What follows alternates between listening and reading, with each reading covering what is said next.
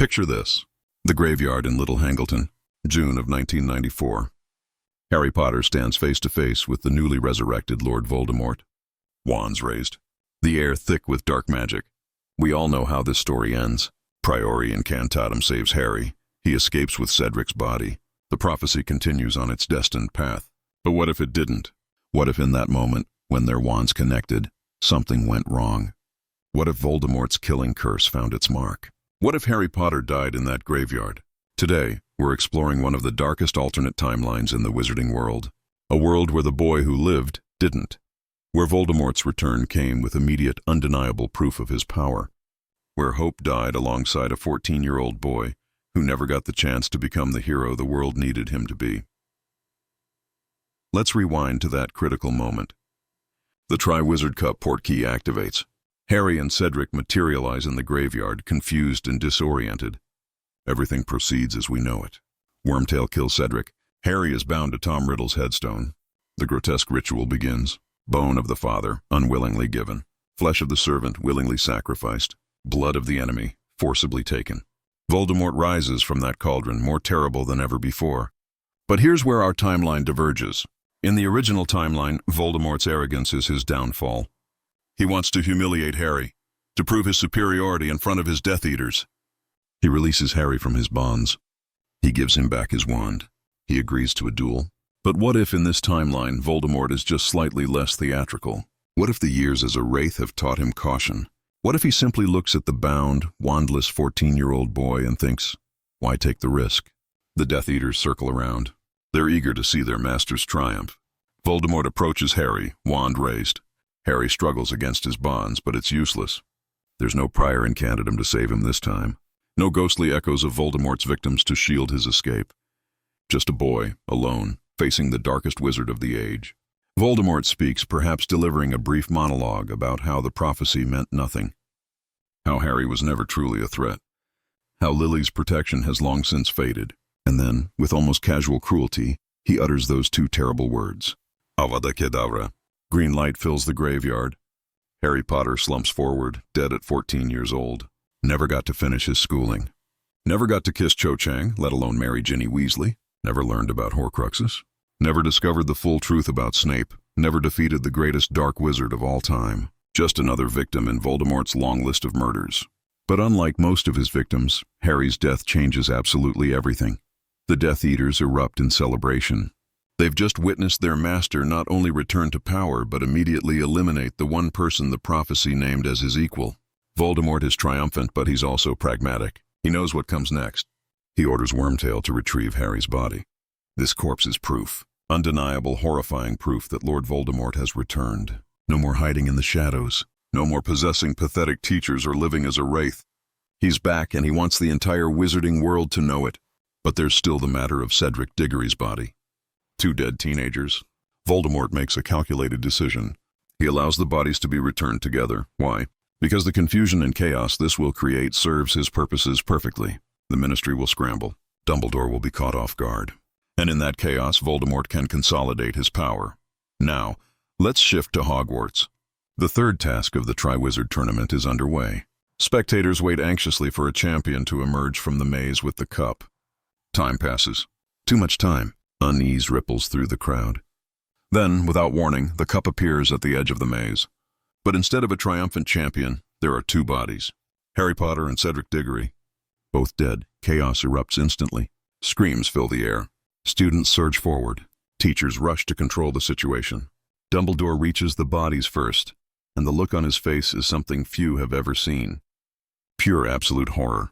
Because Dumbledore, in this single moment, realizes what has happened. He can see the killing curse's mark. He knows that Harry's death means only one thing. Voldemort has returned, and he's already won the opening move. Amos Diggory's anguished cries for his son pierce the night. But there's another sound, too. The sound of Mrs. Weasley sobbing because Harry was like another son to her. The sound of Hermione Granger's scream when she sees Harry's body. The sound of Ron Weasley shouting no over and over again, refusing to believe what his eyes are telling him. Ginny Weasley collapses. The boy she loved, the boy she'd been working up courage to talk to again, is dead. Hagrid pushes through the crowd, and when he sees Harry, this gentle half-giant breaks down completely. Sirius Black, watching from the shadows in his dog form, feels something inside him shatter. He's failed again. First James and Lily, now Harry. Everyone he loves dies. But the immediate tragedy is only the beginning. Within an hour, Death Eaters begin their attacks. They've been given their orders. Strike while the Ministry is in chaos. Strike while Dumbledore is reeling. Show the wizarding world that Lord Voldemort has returned and that resistance is futile. Diagon Alley is hit first. Death Eaters in masks appear in the middle of the busy shopping district and start casting unforgivable curses. People scatter in terror. Some try to fight back, but they're unprepared. It's been 13 years of peace. An entire generation of witches and wizards who never had to truly fight. The aura response is slow, confused. By the time they arrive, the Death Eaters have already disapparated, leaving destruction and bodies in their wake. More attacks follow throughout the night. Hogsmeade, the Ministry entrance. Small wizarding communities scattered across Britain. Each attack is swift and brutal. The message is clear. Voldemort is back, and he's more powerful than ever. By dawn, the death toll is already in the dozens. The Ministry is forced to acknowledge what Cornelius Fudge has desperately denied for months. Voldemort has returned. But unlike the original timeline, where Fudge had a year to prepare his propaganda machine, to discredit Harry and Dumbledore, to maintain the comfortable lie, now he has no choice. The evidence is immediate and overwhelming. 2 dead children. Coordinated Death Eater attacks across the country. And worse, eyewitness accounts from the Death Eaters themselves, who are boldly proclaiming their master's return. The morning edition of the Daily Prophet is unlike anything published before. The headline screams across the front page, "He who must not be named returns. The boy who lived dead." Underneath are moving photographs of the scene at Hogwarts. Harry and Cedric's bodies. The chaos. The grief. Rita Skeeter, for once in her miserable career, doesn't sensationalize. She doesn't need to. The truth is horrifying enough. Her article describes the scene in graphic detail. The Triwizard Tournament turned to tragedy. 2 promising young lives snuffed out. And beneath it all, the creeping realization that the peace the wizarding world has enjoyed for 13 years is over. Voldemort is back, and he's already claimed the life of the one person prophesied to defeat him. The magical community reacts with panic. Families begin fleeing Britain entirely.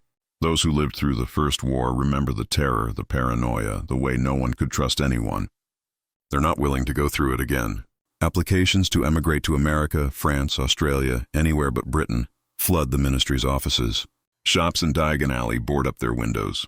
Parents withdraw their children from Hogwarts immediately. The train that brought students to the school is now ferrying them away again. Many parents don't even wait for the train. They simply apparate to Hogsmeade and collect their children personally. The Triwizard Tournament is cancelled. The foreign students from Beauxbaton and Durmstrang are sent home. Madame Maxime and Igor Karkaroff both express their sympathies, but there's also barely concealed fear in their eyes. If Voldemort could kill Harry Potter so easily, what chance do any of them have? Dumbledore calls an emergency staff meeting. The professors gather in his office, and the atmosphere is grim. McGonagall's eyes are red from crying. Snape is eerily still, his face an unreadable mask. Flitwick looks genuinely shaken. Even Moody, the real Moody who's been freed from Barty Crouch Jr.'s trunk, looks troubled. Because they all understand what Harry's death means. The prophecy is broken. The one with the power to vanquish the Dark Lord is dead. Does that mean Voldemort is now truly invincible? Dumbledore addresses his staff with a heavy heart. He admits that he failed Harry, that he should have seen the danger, should have protected him better. But he also insists that they cannot give up, that there must be another way to defeat Voldemort. The staff listens, but there's doubt in their eyes. How do you fight someone who the prophecy itself said could only be defeated by a specific person, and that person is now dead? The Order of the Phoenix is reformed immediately, but it's different this time. In the original timeline, they had a year to prepare while Fudge denied Voldemort's return. They had time to recruit, to plan, to establish safe houses and communication networks. Now, they're scrambling to organize while Death Eaters are already attacking openly. The original members return. Remus Lupin, Sirius Black, who can no longer hide, Mad-Eye Moody, Kingsley Shacklebolt, Nymphadora Tonks. But there's a somber acceptance among them. They're not fighting to win anymore. They're fighting to survive, to protect as many people as possible, to maybe somehow find a miracle. Sirius is perhaps the most devastated. He spent 12 years in Azkaban for a crime he didn't commit. He escaped to protect Harry, to be the godfather he should have been from the start. And now Harry is dead, murdered by the same monster who killed James and Lily, Sirius volunteers for the most dangerous missions. He doesn't say it out loud, but everyone knows. He's not trying to survive this war. He's trying to take down as many Death Eaters as possible before he dies. Remus tries to counsel his old friend, tries to tell him that Harry wouldn't want this. But Sirius just laughs bitterly. Harry's dead, he says. What Harry wants doesn't matter anymore. Meanwhile, at the Ministry, Cornelius Fudge is experiencing the worst political crisis of his career. For months, he's been calling Harry and Dumbledore liars and attention seekers. He's used the full power of his office and the Daily Prophet to discredit them. And now Harry is dead, killed by the very wizard Fudge claimed didn't exist. The public backlash is immediate and severe. Howlers flood his office. Protests erupt outside the Ministry. Wizarding families who've lost loved ones in the Death Eater attacks demand his resignation. Fudge tries to maintain control, tries to spin this as an unforeseeable tragedy, but no one is buying it. His approval ratings plummet overnight. Within a week, there's a vote of no confidence. Fudge is removed from office in disgrace, but who replaces him? That's the question that will shape the entire war. In the original timeline, Rufus Scrimgeour eventually became minister, a hardliner who at least took the fight to Voldemort seriously. But this is happening years earlier. The Ministry is in chaos. Death Eaters have already infiltrated its ranks, and there's no Harry Potter to rally behind, no symbol of hope to unite the resistance. Several candidates emerge. Amelia Bones, head of the Department of Magical Law Enforcement, is the strongest contender. She's competent, fair, and unafraid of Voldemort. But that also makes her a massive target. Then there's Pius Thicknesse, who seems reasonable enough. No one realizes yet that he's already under the Imperious Curse, a puppet for the Death Eaters. And there's Dolores Umbridge, who sees this crisis as her opportunity to seize power, to reshape the Ministry in her image of order and control. The election, if you can call it that, happens quickly. Too quickly. Amelia Bones is assassinated before she can even formally announce her candidacy. Death Eaters attack her home in the middle of the night. She fights valiantly, taking down 2 of her attackers, but ultimately falls to Antonin Dolohov's curse. Her death sends another shockwave through the Ministry. If the head of magical law enforcement can be murdered in her own home, no one is safe. In the chaos and fear that follows, Pius Thicknesse is appointed as emergency interim minister. The vote is rushed through, barely scrutinized. No one realizes they've just handed control of the Ministry to Voldemort's puppet. It's a masterstroke of dark strategy. Within weeks of his return, Voldemort effectively controls the government. At Hogwarts, the school year ends abruptly. Most students have already been withdrawn by their parents, and Dumbledore makes the difficult decision to close the school early. It's not safe anymore. The wards around Hogwarts are powerful, but they can't protect students who have to leave the castle eventually.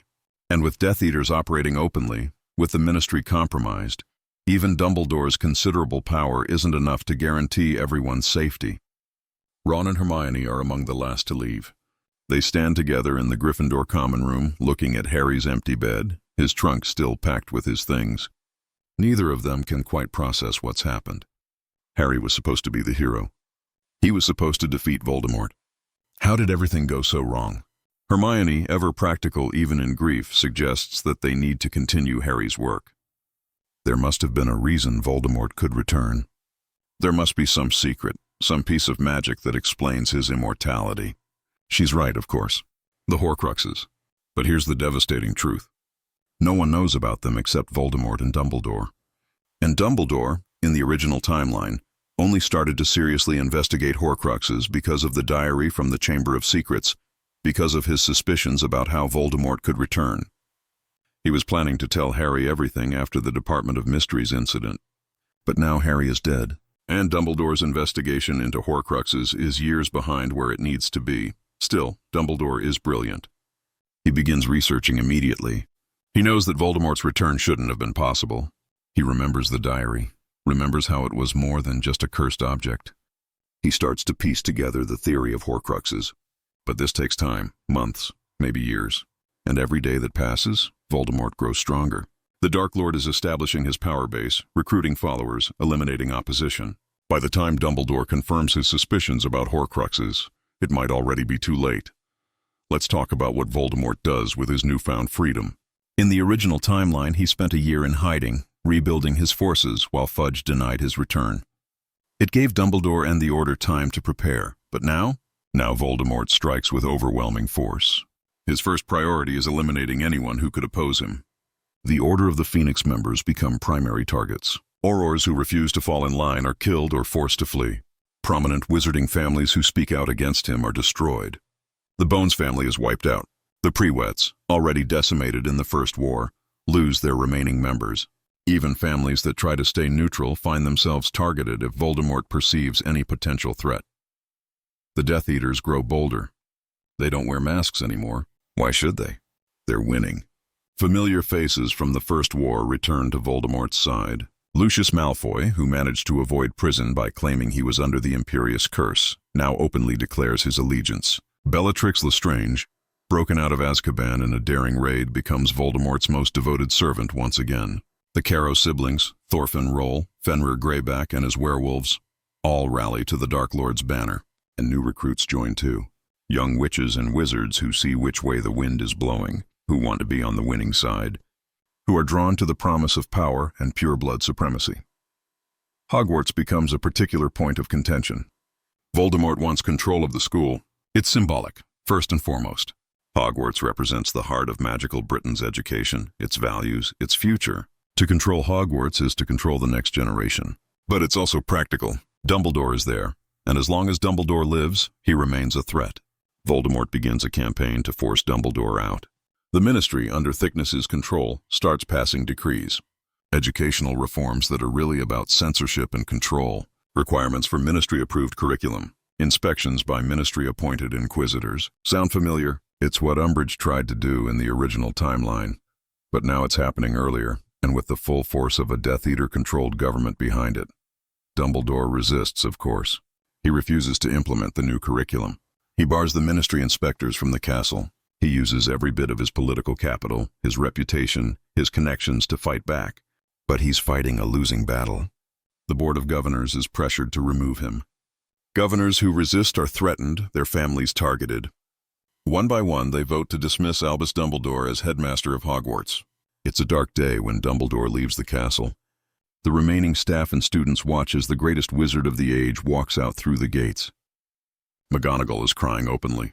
Even Snape, ever the master of hiding his emotions, looks troubled. With Dumbledore gone, the Ministry appoints a new headmaster. In the original timeline, this would have been Umbridge, and she was bad enough. But in this darker timeline, Voldemort chooses Amicus Carrow, a Death Eater in charge of Hogwarts. The school that once stood as a beacon of hope and learning becomes something twisted, a place of indoctrination and fear. The curriculum is overhauled completely. Defense against the dark arts becomes just dark arts, with students learning how to cast unforgivable curses on first years. Muggle Studies becomes a class about the inferiority of non-magical humans, about how Muggles are less than animals and deserve to be ruled or eliminated. History of magic is rewritten to glorify pure-blood wizards and demonize Muggleborns. Students who speak out are punished severely. Detention means being cursed. Points aren't just taken, they're accompanied by physical pain. The Carrows and their staff of Death Eater teachers rule through terror. Some students flee, others comply out of fear. A few, the brave ones, resist in small ways. Neville Longbottom becomes one of these resistors. And here's where something interesting happens. In the original timeline, Neville grew into his courage slowly, supported by Harry and the DA. But in this timeline, with Harry dead, with Hogwarts fallen, Neville has to find that courage much faster. And surprisingly, horrifyingly, he does. Neville remembers what the Death Eaters did to his parents. Frank and Alice Longbottom, tortured into insanity by Bellatrix Lestrange. He's grown up visiting them at St. Mungo's, seeing the empty shells they became. And now he sees Bellatrix walking free, celebrating, serving Voldemort openly.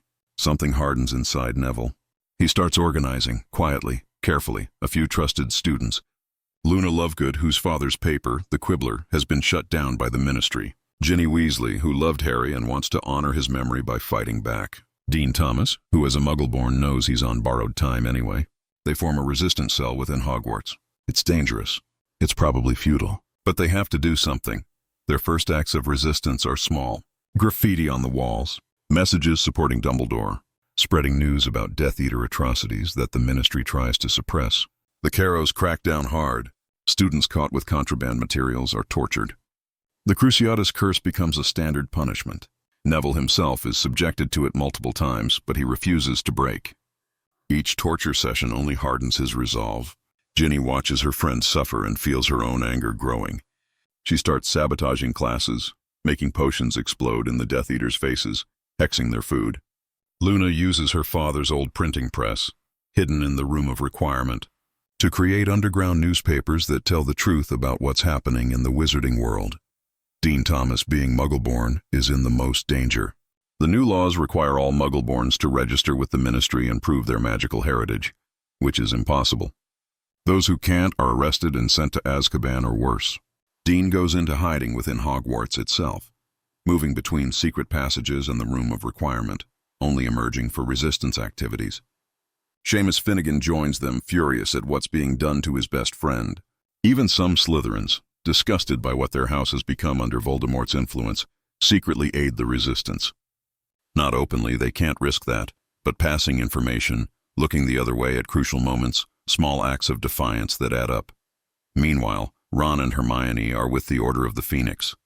They insisted on joining, despite being only 15 years old. Mrs. Weasley tried to forbid it, tried to keep her son safe at the Burrow, but Ron refused to hide.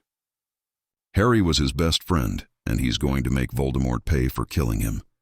Hermione's parents have been memory modified and sent to Australia for their own safety. She has nothing holding her back. Dumbledore is reluctant to involve them. They're so young. But the Order is desperate for every wand, every capable witch and wizard. And Hermione, at least, is probably already more knowledgeable than half the Order members. He allows them to join, but keeps them away from the most dangerous missions. At first, the Order operates out of Grimmauld Place, just like in the original timeline. But it's different now. In the original, they had time to plan, to gather intelligence, to pick their battles. Now they're constantly reacting. A Death Eater attack here, a kidnapping there. They save who they can, but it's never enough. The casualties mount. Emmeline Vance is killed in a raid on a safe house. She held off 6 Death Eaters while Muggleborn families escaped through a portkey, and she took 3 of them with her before falling. Dorcas Meadows disappears after a mission to retrieve intelligence from the Ministry. Her body is found weeks later, bearing signs of extensive torture. Sturgis Podmore is arrested and sent to Azkaban after being caught trying to steal a prophecy from the Department of Mysteries, another of Voldemort's schemes. Each loss weighs on Dumbledore. He's losing this war, and he knows it. Then Dumbledore makes a breakthrough. After months of research, of tracking down obscure texts and interviewing ancient portraits, of following leads that dead end and theories that collapse, he confirms his theory. Horcruxes.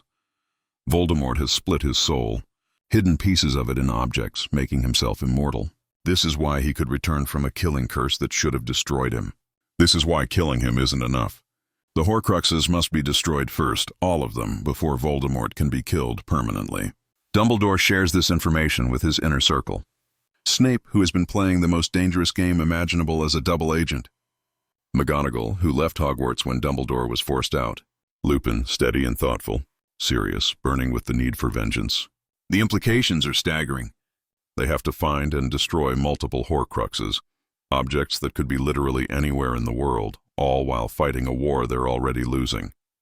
It seems impossible, but Dumbledore has some ideas about what the Horcruxes might be, objects important to Voldemort, pieces of magical history that would appeal to Tom Riddle's obsession with immortality and greatness.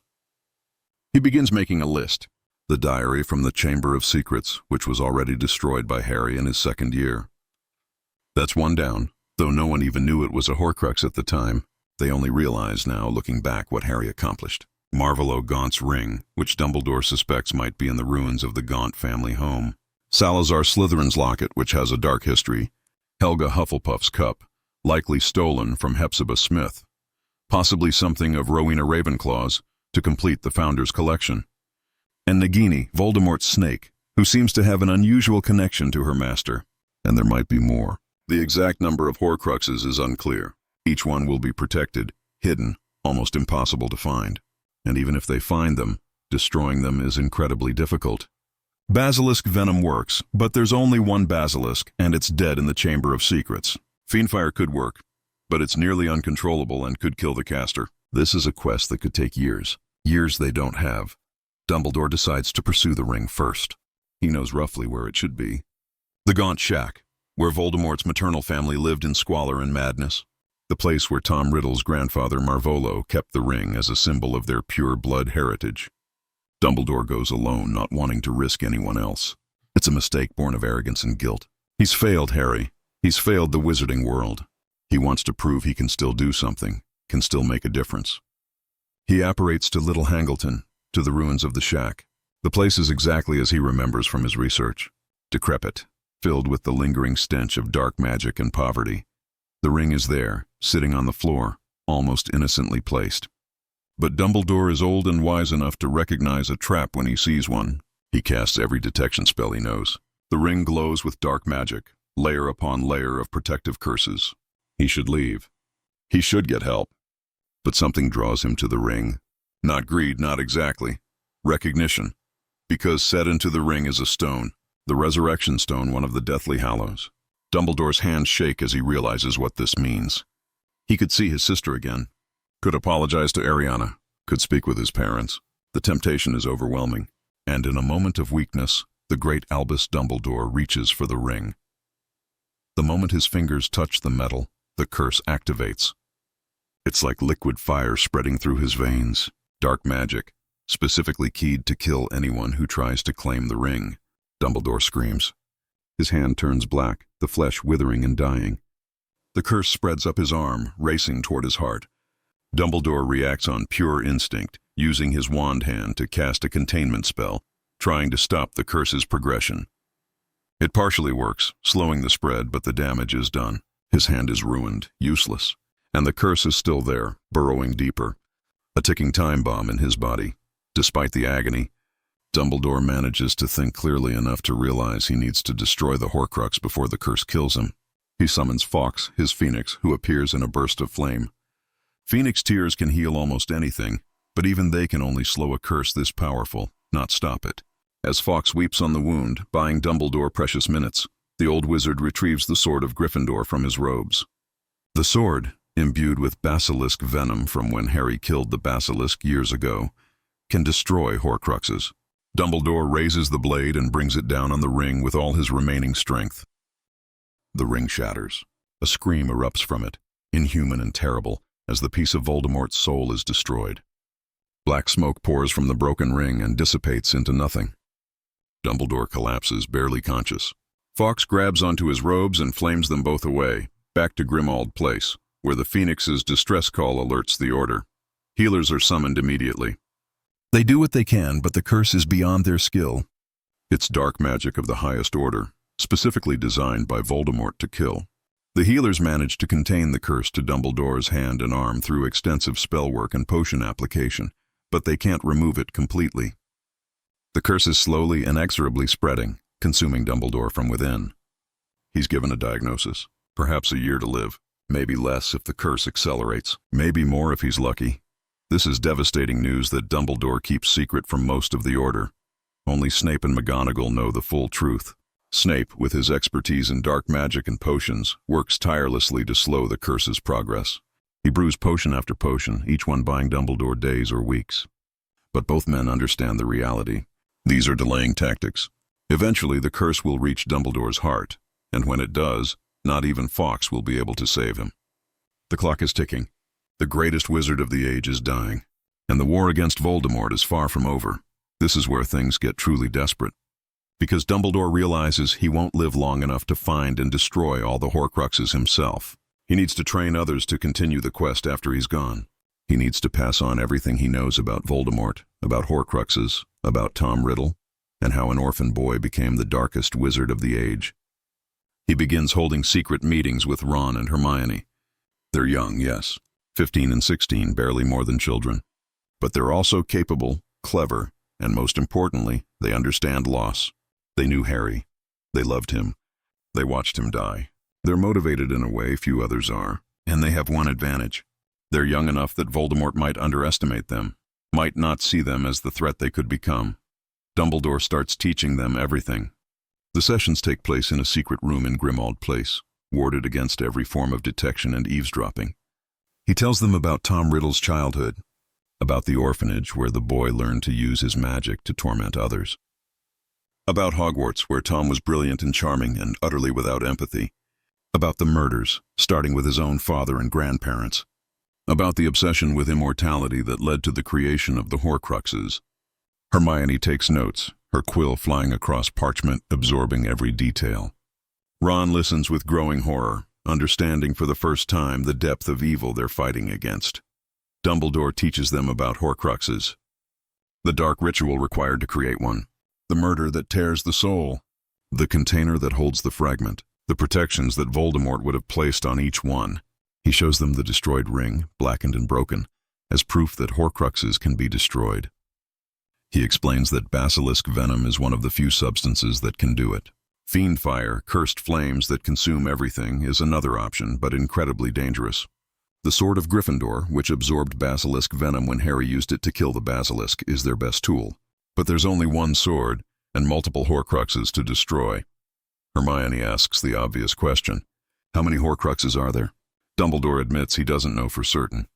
Based on his research, he believes Voldemort created 6, plus his own body makes 7.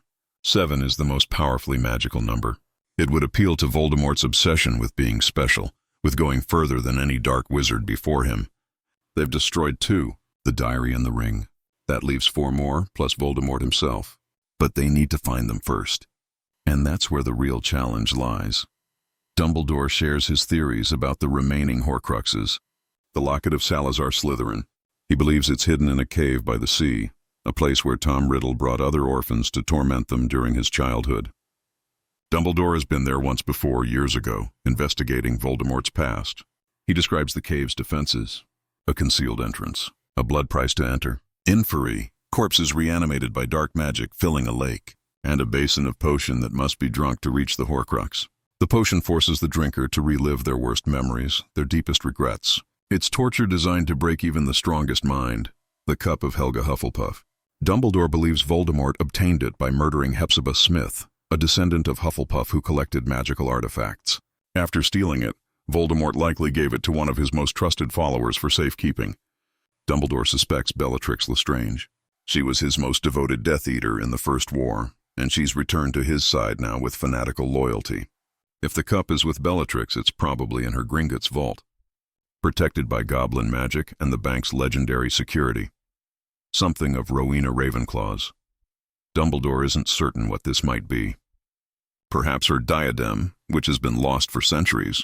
Legend says Ravenclaw's daughter Helena stole it and hid it in Albania, where she was murdered by the Bloody Baron, but the diadem was never recovered.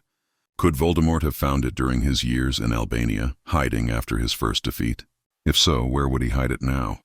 Dumbledore suspects it might be at Hogwarts, the place Voldemort always considered his true home. But Hogwarts is a massive castle with thousands of hiding places. Finding a small diadem there is nearly impossible. And Nagini, Voldemort's snake. Dumbledore is certain she's a Horcrux. The connection between Voldemort and the snake is too strong to be natural. She understands him in ways a normal snake couldn't. He keeps her close at all times, speaks to her in Parseltongue, trusts her with his secrets. Killing Nagini will be almost impossible because it means getting close to Voldemort himself. It will have to be one of the last Horcruxes destroyed, when they're ready for the final confrontation. Ron and Hermione absorb all of this information. The scale of the task ahead is overwhelming. They need to infiltrate Gringotts, explore a cave full of inferi, search Hogwarts under Death Eater control, and kill Voldemort's snake, all while the Death Eaters are hunting them, all while the Ministry is compromised, all while the wizarding world is falling apart around them. But what choice do they have? Give up? Let Voldemort win? Let Harry's death mean nothing? No, they'll do whatever it takes. Dumbledore also tells them about something else, something even more terrible. Harry was a Horcrux. When Voldemort tried to kill him as a baby, the killing curse rebounded, but a piece of Voldemort's soul, already unstable from multiple Horcruxes, latched onto the only living thing in the room, Harry. For 13 years. Harry carried a piece of Voldemort's soul inside him. That's why he could speak Parseltongue. That's why he had visions of Voldemort's thoughts. That's why the prophecy linked them so inextricably. Neither can live while the other survives. In the original timeline, Harry had to die to destroy that Horcrux. But here, Harry died not knowing the truth. He died afraid and bound, not in willing sacrifice. And that means the Horcrux inside him is still intact. Hermione feels sick. Ron goes pale. They have to exhume Harry's body. They have to pierce his heart with the sword of Gryffindor and destroy the Horcrux inside him. It's a desecration, a violation of everything Harry deserved. The idea of stabbing their best friend's corpse is nightmare fuel. But Dumbledore is insistent. Without destroying that Horcrux, Voldemort cannot be killed permanently. It has to be done. The room falls silent. Nobody volunteers immediately. Finally, Sirius, who has been listening from the shadows, speaks up. He'll do it. Harry was his godson, his responsibility. If anyone has the right to perform this horrible task, it's him. Besides, Sirius adds grimly, he's already dead inside. This won't change anything. The mission to retrieve and destroy Harry's Horcrux is carried out in the dead of night. A small group, Sirius, Lupin, Ron, Hermione, and McGonagall, who insists on coming to pay her respects to a student she failed to protect. They apparate to Godric's Hollow, to the cemetery where Harry was buried next to his parents. The graveyard is quiet, peaceful, completely at odds with the dark task ahead. They approach Harry's grave. The headstone reads, Harry James Potter, the boy who lived, beloved son and friend. Ron starts digging with magic, levitating the earth away carefully, trying to be respectful even in this macabre task. When they reach the coffin, Sirius's hands are shaking. He uses his wand to lift the lid. Harry is there, preserved by magic, looking exactly as he did the night he died. 14 years old. So young, too young. His face is peaceful at least. There's no evidence of pain or fear, just a boy who looks asleep. Hermione starts crying. Ron has to turn away. McGonagall's lips move in a silent prayer. Lupin puts a hand on Sirius's shoulder, offering what comfort he can. And Sirius, with tears streaming down his face, raises the sword of Gryffindor. He apologizes. To Harry, to James, to Lily. He tells Harry that he's sorry for failing him.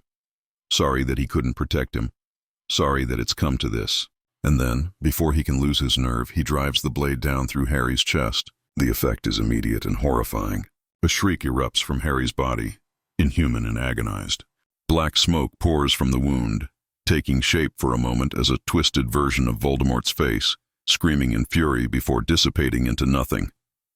The Horcrux is destroyed. Harry's body shudders once and then is still. They bury him again, trying to make it look undisturbed, though they all know Harry's rest has been violated. Sirius is the last to leave the graveyard, standing at the grave until dawn breaks. 3 Horcruxes destroyed. The diary, the ring, and Harry. 4 more to go. But there's no time to rest, because Voldemort has felt each destruction. He doesn't know exactly what's being destroyed. He made his Horcruxes in secret, told no one about them, but he can feel a distant pain each time one is eliminated. A sense of wrongness, of loss. He knows someone is interfering with his immortality, even if he doesn't know how. And that makes him dangerous, paranoid, unpredictable. Voldemort calls a meeting of his inner circle. Bellatrix Lestrange, Lucius Malfoy, Severus Snape, the Carrow siblings, Dolohov, Rookwood, Yaxley. He tells them that someone is working against him, that someone has discovered secrets they shouldn't know. He orders them to increase security, to hunt down members of the Order with renewed vigor, to eliminate any potential threats, no matter how unlikely. The Death Eaters obey eagerly. The campaign of terror intensifies. Muggleborns are rounded up en masse. Entire families suspected of having Order sympathies disappear in the night. Azkaban fills beyond capacity with political prisoners. The Dementors, serving Voldemort once again, feast on the despair. The Ministry, still under the control of the imperious cursed Pius Thicknessa, passes increasingly draconian laws. The Muggleborn Registration Commission becomes official policy. All Muggleborns must report to the Ministry to prove their right to magic. Those who can't prove pure magical heritage, which is of course impossible for Muggleborns, are stripped of their wands and imprisoned. Those who refuse to report are declared criminals. Snatchers, mercenary groups paid bounties for capturing fugitives, roam the countryside. They target not just Muggleborns, but anyone who speaks against the Ministry. Anyone who harbors fugitives. Anyone who shows any sign of resistance. The Weasley family becomes a primary target. Arthur Weasley, who works at the Ministry, is known to have Order sympathies. His son Ron is openly associated with Dumbledore. The family has too many connections to Harry Potter, the boy who defied Voldemort. One night, Death Eaters attack the burrow. The Weasley home, which has stood for generations, is burned to the ground. Arthur fights bravely but is overwhelmed. Molly uses household spells turned lethal, frying pan jinxes and boiling water charms. taking down 2 Death Eaters before she's struck by a killing curse. Bill and Fleur, who were visiting, manage to escape through a portkey with Ginny. Charlie is away with his dragons. Percy, who has been working at the ministry, is arrested as a blood traitor. Fred and George escape through their shop's flu network, but their shop in Diagon Alley is ransacked and destroyed the next day. Ron, already in hiding with the Order, receives the news of his parents' deaths with numb shock. The large, loving family that welcomed Harry has been shattered. The Order retaliates. They can't let these attacks go unanswered. Moody leads a strike team to Azkaban, attempting to free the prisoners held there. It's a disaster. The prison is too well defended. Dementors swarm the attackers. Death Eaters respond within minutes. Moody dies there, his magical eye later taken as a trophy by Umbridge. But the mission isn't a complete failure. They manage to free a handful of prisoners before retreating. Among them is Dean Thomas's father, who had been arrested for refusing to abandon his Muggle-born son. Hermione becomes obsessed with the Horcrux hunt. She spends every waking hour researching, planning, trying to figure out how to reach the remaining Horcruxes. The locket in the cave, the cup presumably with Bellatrix, the diadem somewhere in Hogwarts, and Nagini, always with Voldemort. Each one seems impossible in its own way, but Dumbledore has taught them to think strategically, to gather information, to look for weaknesses, and slowly, a plan begins to form. They'll tackle the locket first. Dumbledore has given them detailed information about the cave's location and defenses. The biggest problem is the potion. Someone will have to drink it. Someone will have to endure the psychological torture while the others retrieve the locket. Dumbledore was willing to do it himself before the ring's curse took its toll. Now it falls to others. Sirius volunteers immediately. He's already broken inside, he says. What's a little more psychological torment? But Dumbledore refuses.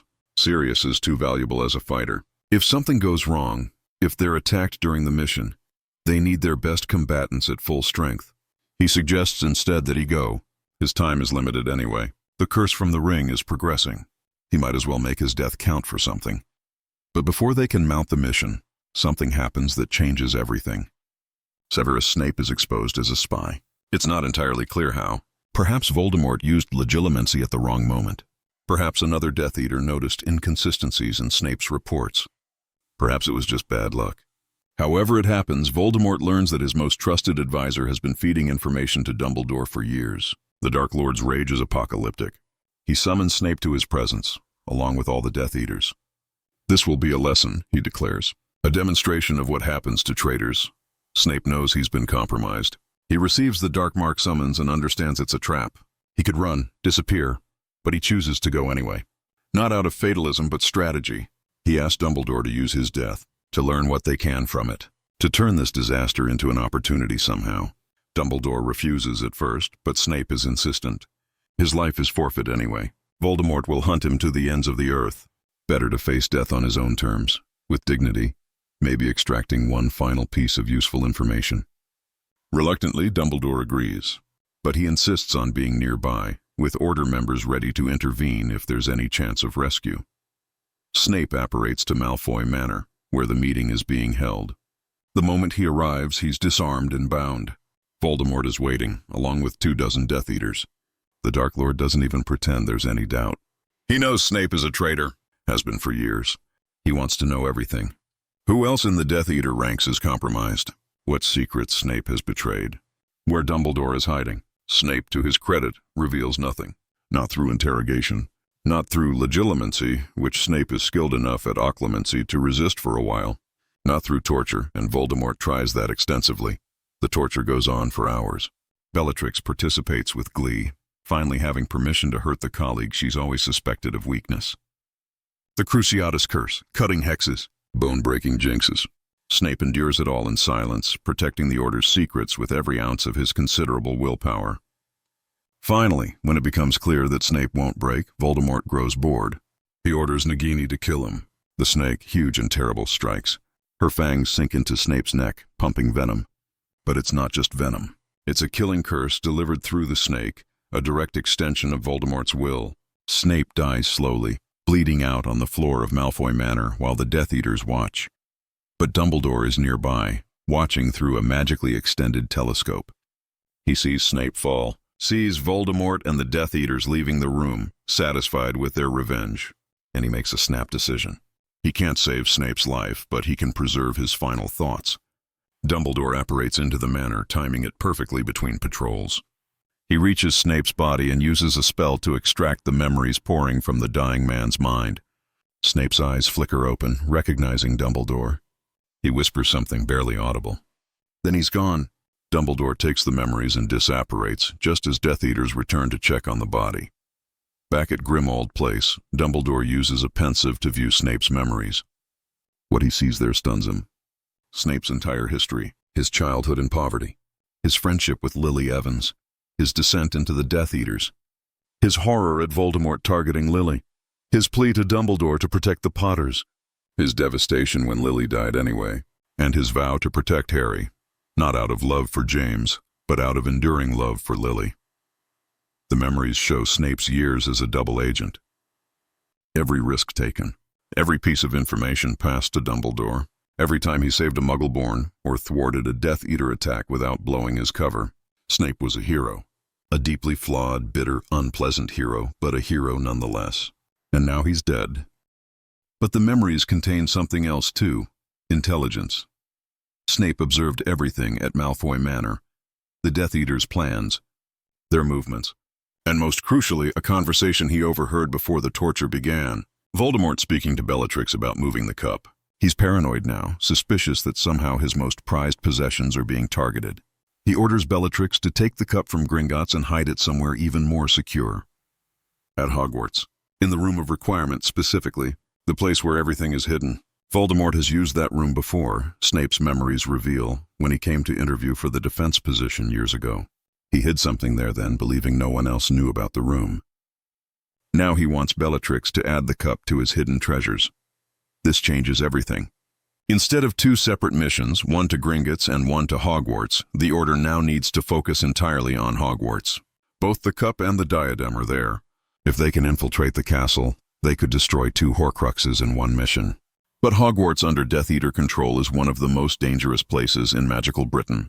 The Carrows rule with iron fists. Death Eaters patrol the corridors. Students who resist are tortured. Getting in will be nearly impossible. Getting to the Room of Requirement even more so. And getting out alive? That's probably not happening. But they have no choice. Dumbledore begins planning the assault. He reaches out to Neville through secret channels, communication spells hidden in old DA coins. He tells Neville that an attack is coming, that the students need to be ready to rise up when the signal is given. Neville responds immediately. They've been waiting for this, preparing. The students are ready to fight. Dumbledore also coordinates with Aberforth, his estranged brother who runs the Hogshead pub in Hogsmeade.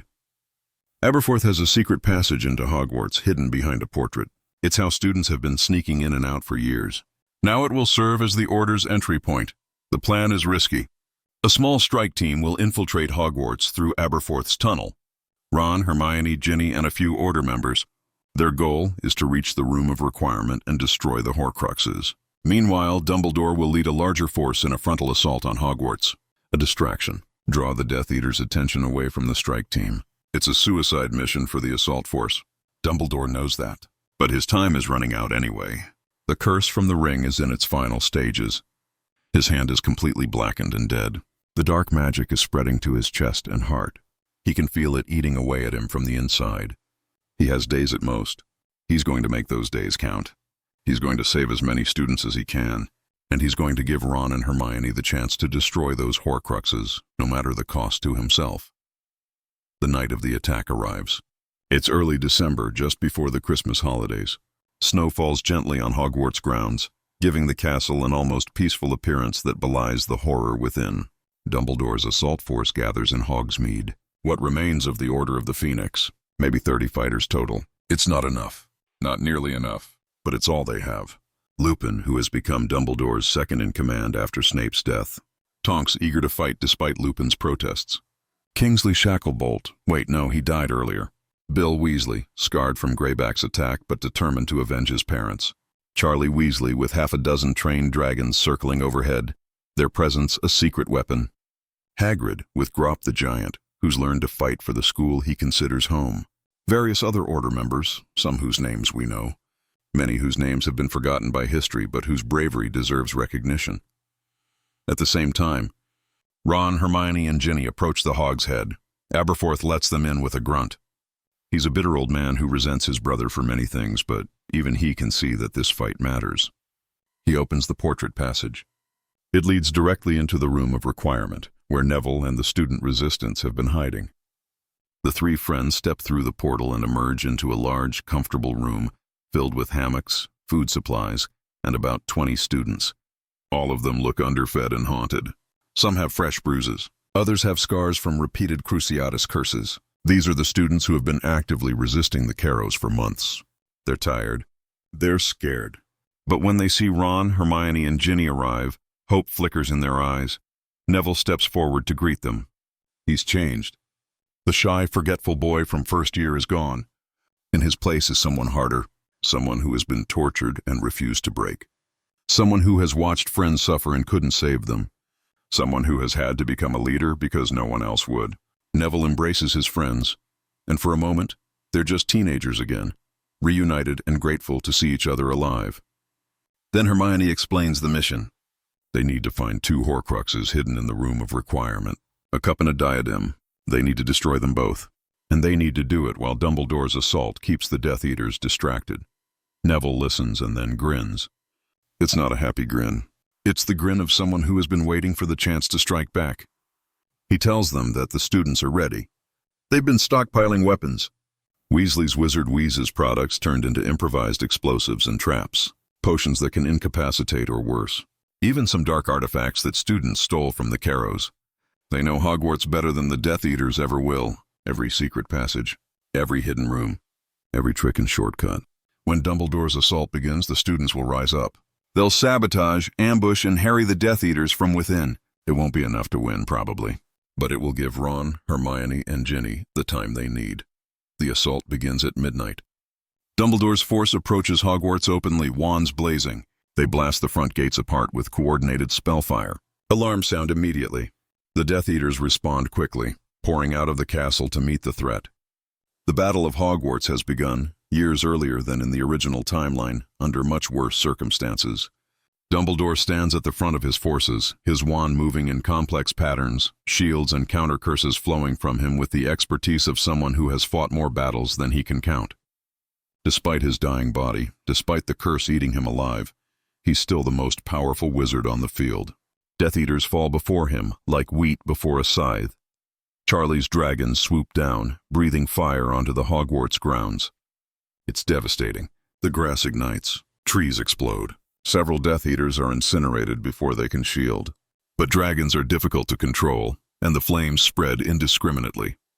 Parts of Hogwarts itself begin to burn. Grop the giant charges into the fray, swinging fists the size of boulders. He's fighting for Hagrid, for the school that accepted him despite his violence. He crushes 2 Death Eaters before a coordinated spell barrage brings him to his knees.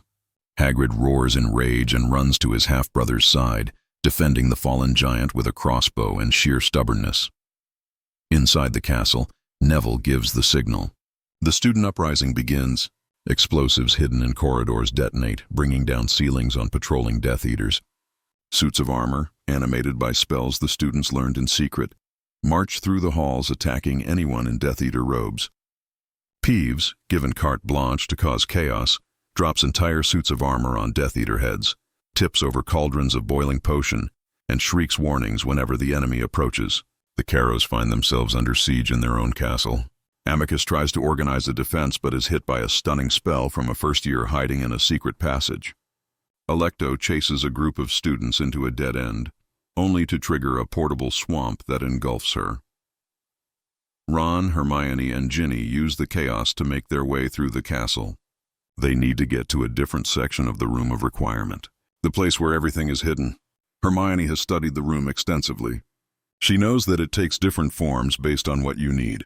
Right now, it's the hiding place for Dumbledore's army. But if they walk past the entrance 3 times, thinking of the place where everything is hidden, it should transform. They fight through corridors filled with combatants. Ron duels with a Death Eater who was once his defense against the dark arts teacher, stunning him and leaving him tied up.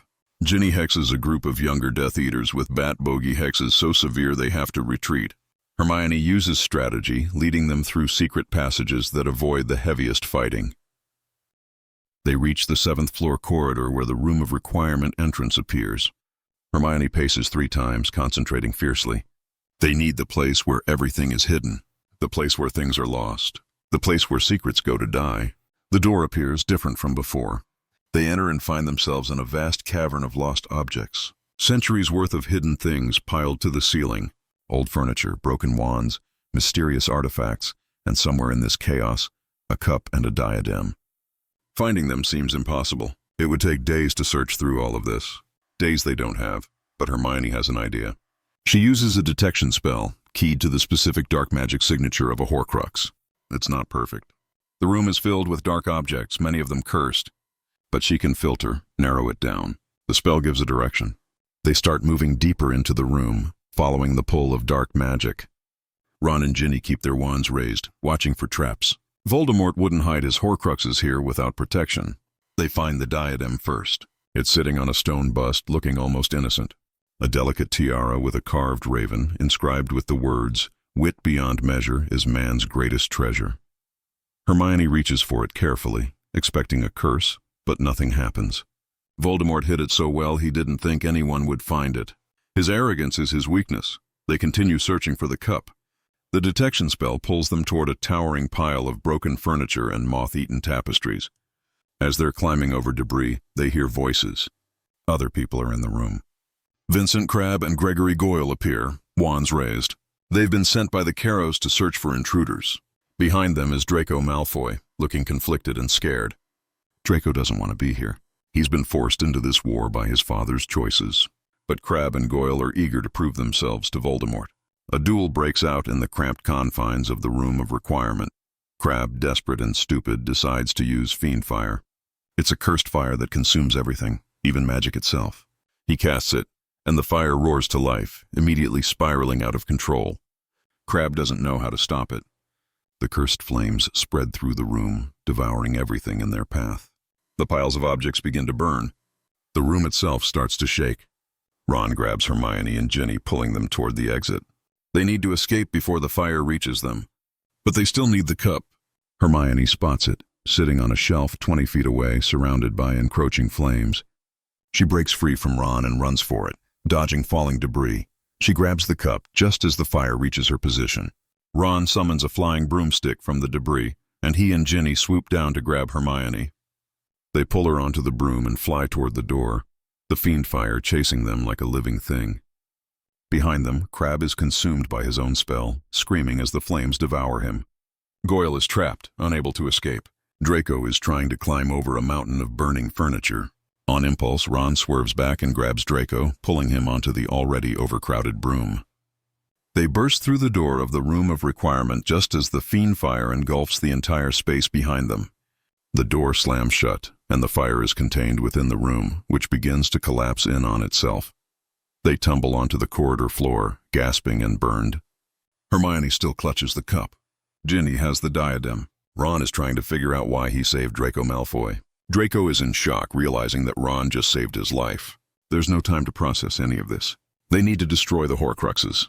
Hermione pulls out a basilisk fang that she's been carrying, carefully wrapped in protective cloth. She stabs the cup. It screams, just like the ring did, and a piece of Voldemort's soul dissipates. Ginny does the same with the diadem. Another scream. Another death. 5 Horcruxes destroyed total. Only Nagini and Voldemort himself remain. Outside, the battle is going badly for the Order.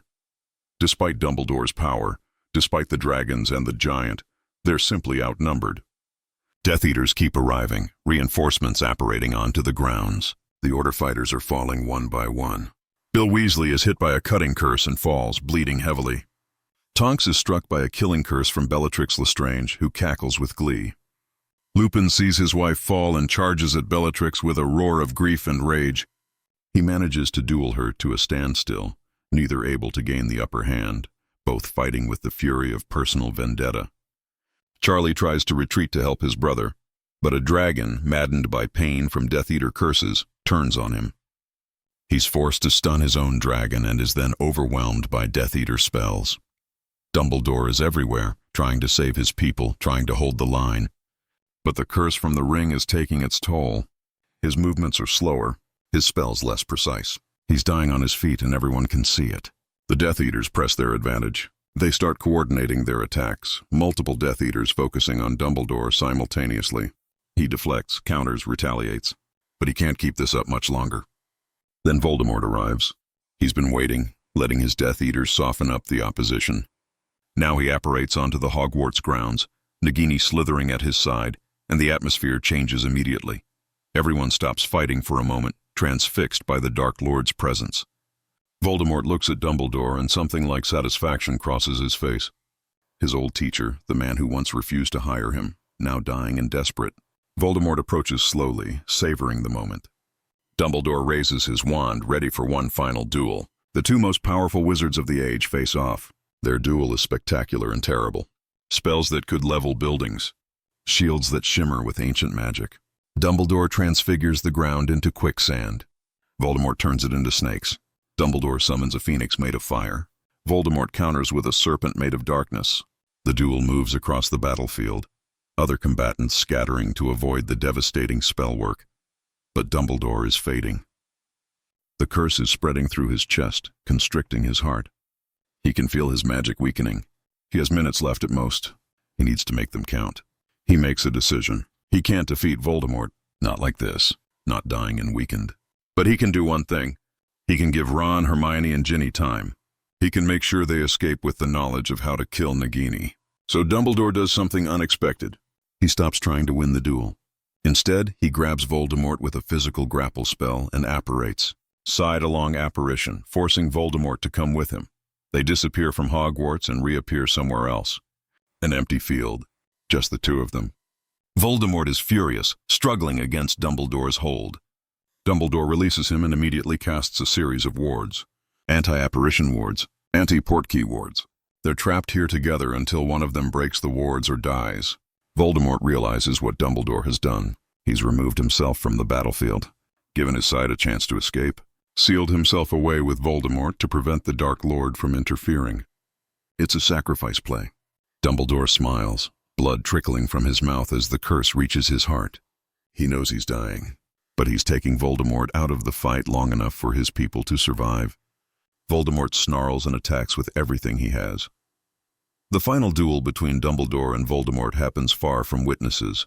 No one sees the spectacular spell work. No one hears Dumbledore's last words. We don't know exactly how it ends, but when Order members cautiously return to the field hours later, searching for their leader, they find two things. The wards have fallen, and Dumbledore's body lies in the grass, still and cold, a peaceful expression on his face. Voldemort is gone, alive but apparently wounded, having fled rather than staying to desecrate the corpse. Perhaps even the Dark Lord found something to respect in how Dumbledore died. Back at Hogwarts, the Death Eaters have retreated. With Voldemort mysteriously disappearing, they've lost their leadership. The student uprising has done more damage than expected. The Order fighters, battered and few in number, have escaped. Neville leads the remaining students in securing the castle. The Carrows are captured, tied up, and locked in a dungeon. Death Eater bodies are cleared away. Wounded students are tended to. Hogwarts, scarred and burning in places, is free again, at least for the moment. But everyone knows Voldemort will return. This is just a temporary reprieve. Ron, Hermione, and Ginny make it back to what's left of the Order. They report on the Horcruxes. 5 destroyed. Only Nagini remains. Dumbledore is dead, but his sacrifice gave them time, gave them hope. The knowledge of how to defeat Voldemort is now in their hands. But the cost has been devastating. So many dead. Tonks, Bill Weasley, Charlie Weasley, dozens of others. The Order of the Phoenix is broken. Maybe 15 fighters remain, scattered and traumatized. They gather at Shell Cottage, Bill and Fleur's home, which is now just Fleur's home. The widow opens her doors to the survivors without hesitation. McGonagall, who survived the battle but was badly injured, takes nominal command of what remains. But she's not a war leader. She's an educator, a disciplinarian. She can organize and strategize, but inspiring desperate fighters to continue a seemingly hopeless war. That's not her strength. The group is rudderless. Dumbledore is gone. Moody is gone. Snape is gone. The leaders who held the Order together have all fallen. Now it's just survivors, clinging to life, trying to figure out what to do next. Hermione takes charge in her own way. Not officially, but through sheer force of will and intelligence. She's 17 years old and has destroyed 3 Horcruxes personally. She understands the mission better than anyone else alive. She tells the group what needs to happen next. They need to kill Nagini. It's the last Horcrux. Once the snake is dead, Voldemort becomes mortal. Truly mortal. Then they can kill him permanently. But Nagini is always with Voldemort, protected by his magic and a shimmering protective sphere. Getting close enough to kill the snake means getting close to Voldemort himself, which means suicide for whoever attempts it. Ron suggests they find a way to lure Voldemort out. Set a trap. Make him think he's walking into an easy victory, but actually lead him into an ambush where they can kill Nagini. It's not a terrible plan, except they have no bait good enough to lure the Dark Lord. What does Voldemort want that he doesn't already have? He controls the Ministry. He controls Hogwarts. The Order is scattered and broken. What could they possibly offer that would make him take a risk? Lupin, grieving his wife's death and barely holding himself together, suggests something darker. They could offer Voldemort the thing he wants most: revenge. Specifically, revenge on the person who destroyed his Horcruxes. If Voldemort knew that Hermione Granger was responsible for finding and destroying 5 Horcruxes, he'd hunt her personally. He'd want to make an example of her. Torture her publicly, kill her slowly. His arrogance and rage would make him careless. And in that moment of carelessness, they could strike at Nagini. Hermione understands immediately what Lupin is suggesting. Use her as bait. Let Voldemort capture her. Trust that the Order can rescue her and kill Nagini in the chaos. It's insane.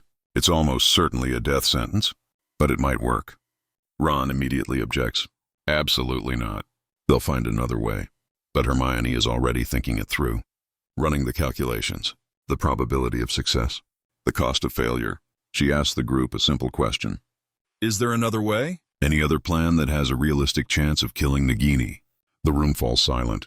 There isn't. Ginny breaks the silence. If Hermione is bait, then Ginny is coming on the rescue mission. She's not letting her friend get captured and potentially killed without doing everything possible to save her. Ron agrees immediately. He's coming too. They're in this together, the way they always were with Harry.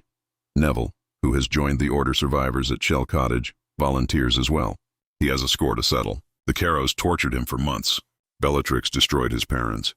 He wants to be there when Voldemort falls. Luna, surprising everyone, also volunteers. She lost her mother years ago.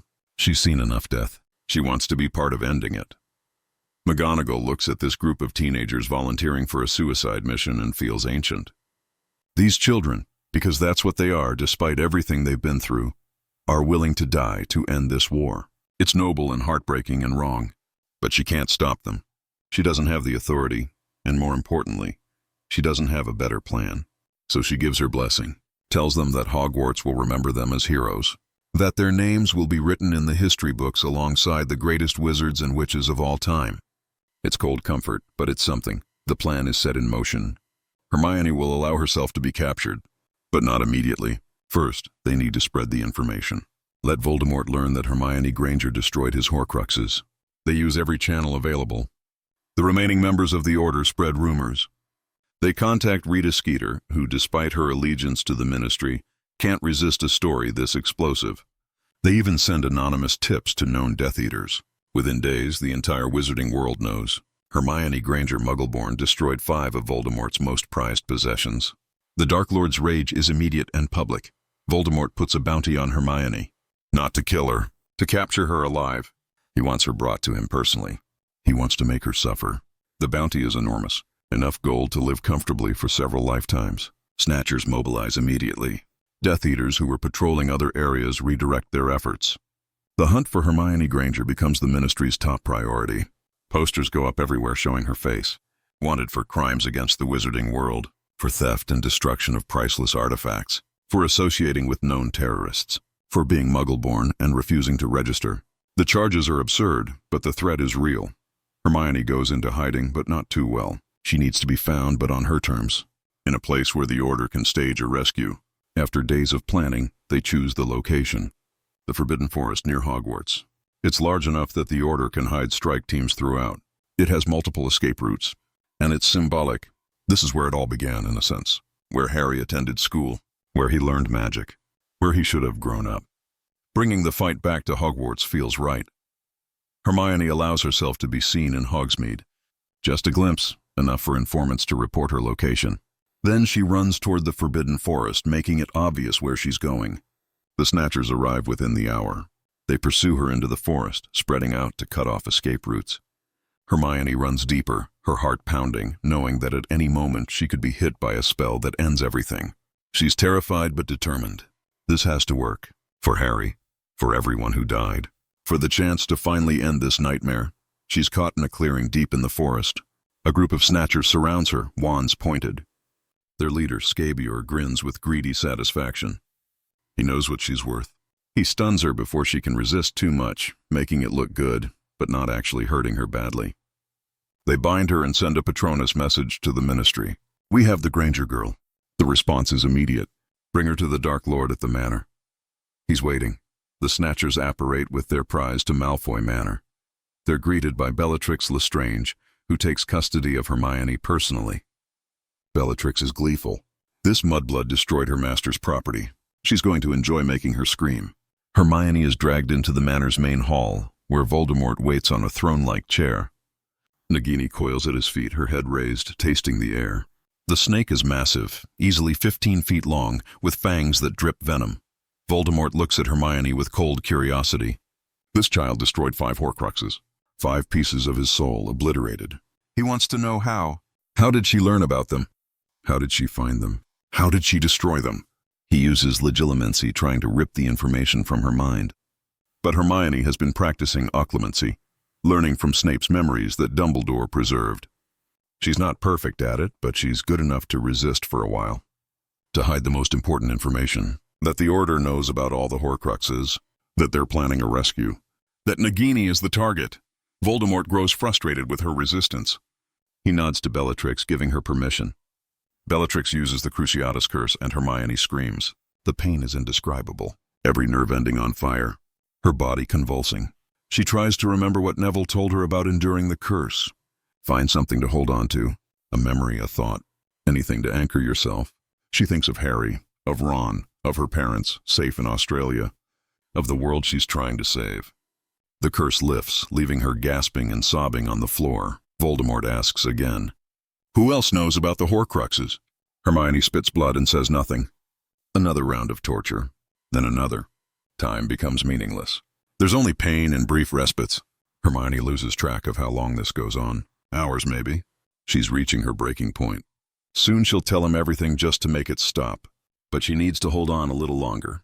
The Order should be in position by now. The rescue should be coming. She just needs to survive a little longer. Outside the manor, the Order's strike team is assembling. Ron, Ginny, Neville, Luna, and what remains of the Order, maybe a dozen fighters total. They're going up against dozens of Death Eaters and Voldemort himself. The odds are impossible, but they have surprise on their side. And they have desperation. McGonagall has stayed behind, too injured to fight. She's given them her blessing and her wand, passing it to Neville with shaking hands. Use it well, she tells him. Make me proud. The assault begins at dawn. The Order blasts through the manor's wards using coordinated spell work. It's not subtle. It's not quiet. It's a declaration of war. Death Eaters respond immediately, pouring out of the manor to meet the threat. Ron leads a charge toward the main entrance, stunning and disarming Death Eaters with methodical precision. He's not the tactical genius Hermione is, but he's been training for months. He's fought in dozens of battles. He knows how to keep moving, how to use cover, how to survive. Ginny is at his side, her bat bogey hexes and reductor curses keeping the enemy off balance. Neville and Luna take a different route, circling around to the manor's east wing. Their job is to find another entrance, to flank the Death Eaters from an unexpected angle. They encounter Fenrir Greyback, the werewolf who killed Lavender Brown during the Hogwarts battle. Greyback grins, his teeth filed to points, ready to add to his kill count. But Neville has been waiting for this. He's carrying Gryffindor's sword, the same one used to destroy Horcruxes, the same one that killed Nagini in the original timeline. He charges Greyback with a roar, and the duel is vicious and brief. Greyback lunges. Neville sidesteps and swings the sword. The werewolf's head rolls across the ground. Luna stares in shock. She's never seen Neville kill before. None of them have. But war changes people. Inside the manor, Hermione hears the explosions and spellfire. The rescue is happening. She needs to stay alive just a little longer.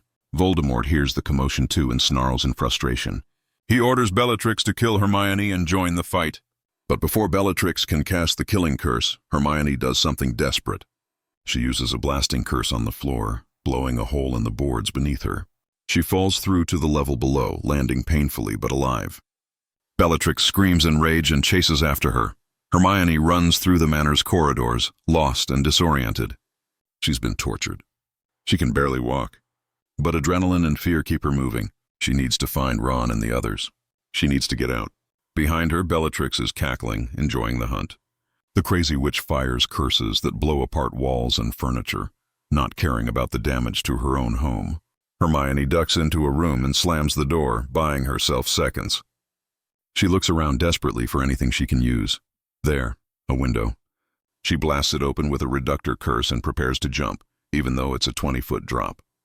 But before she can jump, Ron crashes through the door. He's found her. He takes one look at Hermione, at the blood and the signs of torture, and something breaks inside him. When Bellatrix enters the room, wand raised, Ron attacks with a fury he's never shown before. He uses curses he learned from dark arts books, spells that are borderline unforgivable. Bellatrix is good, one of Voldemort's best, but Ron is fighting with the strength of someone protecting the person he loves. He's not trying to win, he's trying to kill. Ginny arrives to help, and together the siblings duel Bellatrix. It's 2-on-1, and slowly they gain the upper hand. Bellatrix realizes she's in trouble and tries to escape. Ginny hits her with a tripping jinx. Bellatrix falls. Ron stands over her, wand pointed at her heart. He could kill her. Should kill her. She's murdered so many people. Tortured Neville's parents. Killed Tonks. This is justice. But as he looks down at her, terrified and beaten, he can't do it. He's not a killer. Not like her. He stuns her instead and ties her up. They'll let the Ministry deal with her. If there's ever a functioning Ministry again, Ron helps Hermione to her feet. She's crying, clinging to him. They're alive. Against all odds, they're alive. But the battle isn't over. They need to find Voldemort and Nagini. They need to finish this. The three of them make their way through the manor, following the sounds of combat. They emerge into the main hall just as Voldemort is preparing to kill Lupin. The werewolf is on his knees, disarmed, bleeding from multiple wounds. Voldemort is monologuing about how pathetic the Order is, how this resistance was doomed from the start, how he's going to kill every last one of them and mount their heads on spikes. Neville bursts into the hall from another entrance, Luna right behind him. Voldemort turns, distracted by the new arrivals. It's the opening Lupin needs. He lunges forward, not at Voldemort, but at Nagini. He grabs the snake with his bare hands, werewolf strength allowing him to hold the thrashing serpent. He's screaming for someone to kill it, to stab it, to do something. Voldemort reacts instantly, blasting Lupin with a curse that sends him flying. But Lupin's sacrifice has worked. Nagini is exposed, away from Voldemort's immediate protection. Neville doesn't hesitate. He raises Gryffindor's sword and brings it down on the snake's neck. The blade, imbued with basilisk venom, cuts through scales and flesh and bone. Nagini's head falls away from her body. There's a scream, impossibly loud, as the final Horcrux is destroyed. Black smoke erupts from the snake's corpse, a fragment of Voldemort's soul dissipating into nothing. Voldemort staggers. He feels it. The last piece of his soul beyond his own body, gone. He's mortal now. Truly completely mortal. For the first time in decades, Tom Riddle can die. The Dark Lord's rage is apocalyptic. He turns on Neville with killing intent, fires curse after curse. Neville tries to dodge, but he's not fast enough. A cutting curse catches his leg. A bone-breaking hex shatters his wand arm. He falls, and Voldemort advances to finish him. But then Ron is there, throwing up a shield. Then Ginny, firing stunners. Then Hermione, despite her injuries, using every curse she knows. Then Luna, with her wand movements so unusual that even Voldemort has trouble predicting them. Then Lupin, barely conscious but still fighting. Then the other Order members who have fought their way into the hall. It's not a duel. It's not a fair fight. It's a mob. A dozen desperate fighters attacking one man with everything they have. Voldemort is powerful, incredibly so, but he's mortal now. His spells can't be everywhere at once. A stunner grazes his shoulder. A cutting curse slices his arm. A reductor curse catches his leg. He's being overwhelmed. He tries to escape, to apparate, but the Order has the manor warded now. He's trapped, just like he trapped them. Voldemort makes a final stand in the center of the hall. He creates a ring of fire around himself, dark flames that burn with his magic. He's going to take as many of them with him as he can. He starts casting killing curses indiscriminately. One Order member falls, then another. But the survivors keep pressing. They've come too far to stop now. They've lost too much. Harry, Dumbledore, Tonks, Bill, Charlie, Snape, so many others. All of them died to reach this moment, to make Voldemort mortal, to give them a chance. Ron makes a decision. He looks at Hermione and she understands. She nods. They've always been able to communicate without words. Ron runs at the Ring of Fire, using every shield charm he knows. The flames burn him, but he pushes through. He's inside Voldemort's defense. The Dark Lord turns, surprised, and Ron tackles him. Physically tackles him like a muggle. They both fall. The Ring of Fire collapses. And in that moment of chaos, Hermione casts the killing curse, Avada Kedavra. The words feel like poison on her tongue. She's never killed before, never wanted to. But this isn't murder. This is ending a war. This is justice for every person Voldemort has killed. The green light strikes the Dark Lord square in the chest. His red eyes widen in shock. Tom Riddle, who spent his entire life running from death, trying to become immortal, has finally been caught. His body convulses, then falls still. Lord Voldemort is dead. The hall falls silent. Nobody moves. Nobody breathes. They're waiting for the trick, for Voldemort to rise again, for this to be another deception. But seconds pass, then minutes, and Voldemort doesn't move. His body doesn't disappear. He's just a corpse, a mortal corpse. He's really dead. Ron gets up slowly, patting out the flames on his robes. He's badly burned but alive. Hermione drops her wand, shaking. She killed someone. The weight of that will haunt her forever. But it was necessary. It was the only way. Lupin checks Voldemort's body, confirms what everyone hopes is true. He's dead. The Dark Lord is gone, permanently, forever. The relief is overwhelming. Some of the Order members collapse. Others laugh hysterically. Neville just sits on the floor, cradling his broken arm, unable to process that it's over, that they won, that somehow, impossibly, they survived. Luna starts singing a song her mother taught her, a song about peace. The other survivors join in, their voices cracked and exhausted but filled with hope. The news spreads quickly. Voldemort is dead. The war is over. Death Eaters who were fighting across Britain either flee or surrender.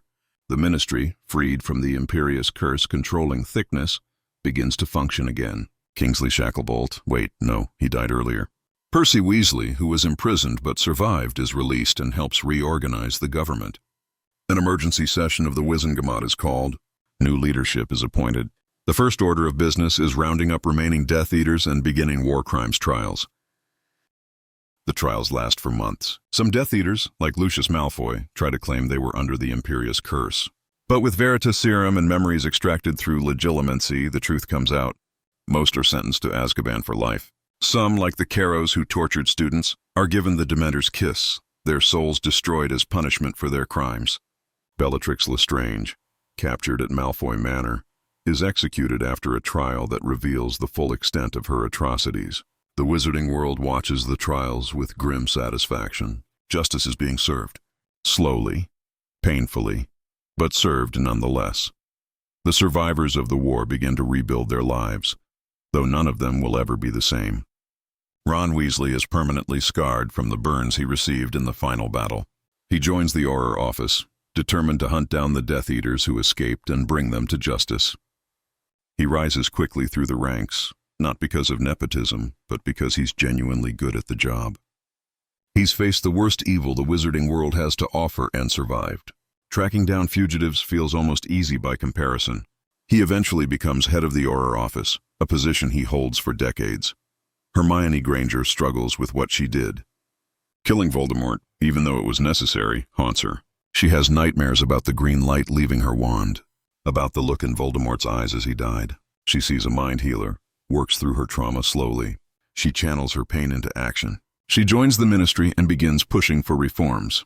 Rights for house elves, rights for werewolves and other magical creatures. An end to the pure blood supremacy that allowed Voldemort to gain power in the first place. She faces enormous resistance from traditionalists, but she's relentless. She's fought a war. She's killed the darkest wizard of all time. She's not going to be intimidated by bureaucrats. Hermione eventually becomes Minister for Magic at the age of 25, the youngest in history. She uses her position to completely overhaul the wizarding government. She establishes a constitution, checks on power, independent oversight of the Auror office. She makes it illegal to discriminate based on blood status. She creates programs to integrate Muggleborns into wizarding society more smoothly. so they're not thrust into a completely foreign world at age 11 with no context. She's not universally loved. Change never is. But she's respected, and she's effective. Under her leadership, magical Britain becomes a genuinely better place. Ron and Hermione marry a few years after the war. It's a small ceremony, just close friends and surviving family. The Weasley family has been devastated. Molly, Arthur, Bill, Charlie, and Percy are all gone. Only Ron, Ginny, Fred, and George remain, and they're all carrying physical and emotional scars. But they come together for the wedding. Fred and George have rebuilt their joke shop and are using it to bring laughter back to a world that desperately needs it. Ginny stands as Hermione's maid of honor, proud of her friend for everything she's accomplished. Luna officiates because of course she does. The ceremony is beautiful and sad and hopeful all at once. Ginny Weasley never quite recovers from losing Harry. She becomes a professional Quidditch player, channeling her grief into the sport Harry loved. She plays for the Holyhead Harpies and becomes one of the best chasers in the league. She's fierce and reckless on the pitch, taking risks that make her coaches nervous but thrilling the crowds. After retiring from professional play, she becomes a sports journalist. She writes extensively about Harry, about who he was as a person. Not just the boy who lived. She makes sure the world remembers him not as a symbol, but as a real teenager who loved Quidditch and hated potions and died too young. She never marries. She has relationships, but nothing serious. Part of her heart died with Harry in that graveyard, and she never quite gets it back. Neville Longbottom becomes a hero in his own right. The boy who killed Nagini, who helped destroy Voldemort. He returns to Hogwarts, which is being rebuilt after the damage from the battle, and becomes a student again, finishing his education. He's changed, confident, strong. He does well in his nautiques, especially in herbology. After graduating, he's offered a teaching position at Hogwarts. He accepts, becoming the herbology professor. He's a good teacher, patient and encouraging. He knows what it's like to struggle, to feel inadequate. He makes sure none of his students ever feel that way in his class. Years later, when McGonagall retires, Neville becomes headmaster of Hogwarts. It's a controversial choice at first. He's young for the position, but he proves himself quickly. Under his leadership, Hogwarts becomes a place where every student, regardless of blood status or house, feels welcome. He maintains the school's traditions while modernizing its approach to education. He adds classes on Muggle studies that actually teach about Muggle culture respectfully. He reforms the house system so it's less divisive. He makes sure that what happened under the Carrows can never happen again. Hogwarts becomes not just a school, but a symbol of hope and recovery. Luna Lovegood becomes a magizoologist, traveling the world searching for rare and unusual creatures. She never finds a crumple-horned snorkack, but she discovers several other species previously thought to be imaginary. She writes books about her adventures, beautifully illustrated and completely sincere in their weirdness. She marries Rolf Scattergood, a fellow naturalist, and they have twin boys who are just as odd and wonderful as their mother. Luna never loses her dreaminess, her ability to see the world differently than everyone else. But she also never forgets the war. She was there for the final battle. She fought Death Eaters. She watched people die. That darkness lives alongside her light, and it makes her deeper, more complex, more real. Draco Malfoy, saved by Ron during the Battle of Hogwarts, spends years trying to atone for his family's crimes. His father dies in Azkaban. His mother, Narcissa, who lied to Voldemort about Harry being dead in the original timeline but never got that chance here, is imprisoned for her role as a Death Eater. Draco is left alone with the Malfoy fortune, and a name that's synonymous with evil. He could have fled, hidden, changed his identity, but he chooses to stay and face judgment. He testifies at the Death Eater trials, providing information about Voldemort's operations. He uses his family's wealth to fund rebuilding efforts to compensate victims of Death Eater violence. He's never truly forgiven. The wizarding world has long memories, but he's given a chance to prove he's not his father. And slowly, grudgingly, people acknowledge that he's trying. The wizarding world remembers Harry Potter. Statues are erected.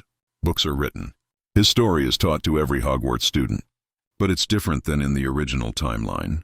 There, Harry was the hero who defeated Voldemort, who sacrificed himself and returned, who lived to see the peace he created. He got to marry Ginny, have children, grow old.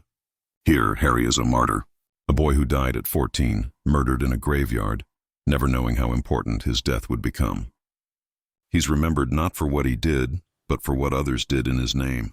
The resistance that formed after his death, the Horcruxes destroyed to avenge him. The final battle fought to honor his memory. Every year on the anniversary of Harry's death, a ceremony is held at Hogwarts. Students and faculty gather at a memorial garden planted in his honor. There's a statue of Harry at 14, forever young, wand raised as if ready to duel. An inscription reads, Harry James Potter, the boy who lived until he didn't, the boy who inspired a war-torn world to keep fighting. It's morbid, perhaps, but it's honest. Harry didn't get a happy ending. He got a graveyard and a killing curse and decades of posthumous fame. The people who loved him never stopped missing him. Hermione visits his grave every year, bringing flowers and telling him about the world he helped save. Ron stands beside her, silent, remembering his best friend. Ginny comes alone, late at night, and talks to Harry about the life they should have had together. The prophecy that said, the one with the power to vanquish the Dark Lord, meant Harry. Everyone believed that, even Voldemort. But prophecies are tricky things. They can be interpreted different ways. Maybe the prophecy wasn't wrong. Maybe Harry did have the power to vanquish Voldemort, not by killing him directly, but by being the catalyst, by dying in a way that united the resistance, by being the reason people like Ron, Hermione, Neville, and Ginny fought so hard, by being the symbol that gave people hope even in the darkest times. Harry's power wasn't in his wand or his magic. It was in his ability to inspire others, to make people believe that fighting back was worth it, that evil could be defeated, that one person could make a difference. In a way, Harry did vanquish Voldemort. Just not the way anyone expected. Not through a dramatic final duel, not through willing sacrifice and loving protection, but through the ripple effects of his death, through the rage and grief and determination his murder inspired in others. Voldemort killed Harry Potter in that graveyard thinking it would break the resistance. Instead, it forged them into something stronger, something unstoppable. Harry's death was the spark that lit the fire that eventually consumed the Dark Lord. So what if Harry lost to Voldemort in the graveyard? Darkness falls. The wizarding world suffers years of terror and oppression. Countless people die. Families are destroyed. Hogwarts becomes a place of indoctrination and fear. The Ministry falls to Death Eater control. Everything seems hopeless. But even in the darkest timeline, resistance emerges. Ordinary people, teenagers mostly, decide that they'd rather die fighting than live under tyranny. They hunt down and destroy Horcruxes. They overthrow Death Eater control. They kill Voldemort and free their world. The cost is staggering. The trauma lasts for generations. But they win. The question isn't whether good can triumph over evil. The question is, what price we're willing to pay for that triumph. In the original timeline, Harry paid the price willingly, and it was enough. In this darker world, everyone pays. Ron loses his entire family except his siblings. Hermione becomes a killer and carries that guilt forever. Neville is tortured and scarred. Ginny loses the boy she loved. Dumbledore sacrifices himself. Snape dies protecting secrets. Tonks, Bill, Charlie, Moody, and countless others fall in battle. The wizarding world is broken and traumatized and will take decades to heal. But they win. Voldemort is defeated. His ideology is rejected. His followers are brought to justice. The world survives. And Harry is remembered, not as the hero who saved everyone, but as the boy whose death inspired a generation to become heroes themselves. His grave becomes a place of pilgrimage. People leave flowers and notes. They tell him about their lives, about the world he never got to see. They promise him that his death wasn't in vain, that the sacrifices made in his name created something better. It's not the ending Harry deserved, not the happy life he should have had, but its meaning. And sometimes in the darkest timelines, meaning is all we get. The wizarding world moves forward. New generations grow up hearing about Harry Potter and the war that followed his death. They learn about the dangers of prejudice, of tyranny, of following charismatic leaders who promise easy solutions. They're taught to question authority, to stand up for what's right, to protect the vulnerable. The world isn't perfect. It never will be. Dark wizards still exist. Prejudice still exists. But the society that emerges from the war is stronger, more just, more vigilant. They know what happens when good people do nothing. They saw it firsthand, and they're determined never to let it happen again. In the end, that's the legacy of Harry Potter in this timeline. Not the boy who lived, not the chosen one who defeated Voldemort in an epic duel, but the boy who died too young and whose death changed everything. The spark that lit the fire. The symbol that gave people hope. The reminder that even when the chosen one falls, others can rise. That prophecy, or no prophecy, Ordinary people can do extraordinary things when they decide that evil will not stand. That's the lesson of this darker timeline. That's what happens when Harry loses to Voldemort in the graveyard.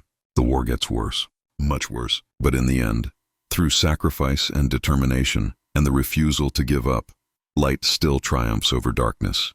The cost is almost too high to bear. But the triumph is real. And Harry Potter, dead at 14, is honored not for what he did, but for what his death inspired others to do. And maybe, in a strange way, that's even more powerful than if he'd lived to be the hero himself.